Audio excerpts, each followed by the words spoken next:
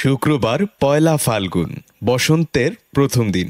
১৪ ফেব্রুয়ারি বিশ্ব ভালোবাসা দিবস।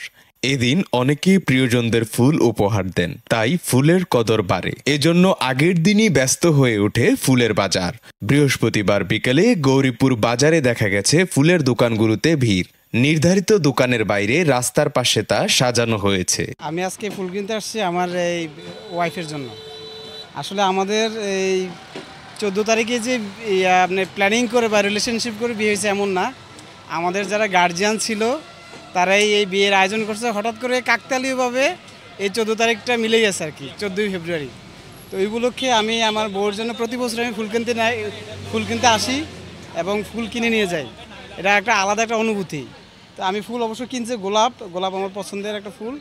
গোলাপ কিনছি, তারপরে এই যে এটা কি ঝাড়বেরা আছে ওই ফুলটা কিনলাম। এটা আমার ওয়াইফকে আজকে সারপ্রাইজ দেওয়ার জন্য আর কি। যে আমরা জানি যে ফুল ভালোবাসার প্রতীক, ফুল দিয়ে মানুষ ভালোবাসা প্রকাশ করে, আর ফুল মানুষ সবসময় তার প্রিয় মানুষকেই গিফট করে। তাই আমার প্রিয় মানুষ আমার বাস্তির জন্য ফুলটা নিয়েছি। দোকানিরা বলেন, গত বছরের তুলনায় এবছর ফুল বিক্রি খানিকটা কম, তবে লাভবান হবার আশা রাখছেন। ভালোবাসা দিবস ও বসন্তের উপলক্ষে শুক্রবার অনেক ফুল বিক্রির আশা করেছেন তারা। আলহামদুলিল্লাহ, প্রত্যেক বছর অনেক ভালো ফুল বিক্রি হয়।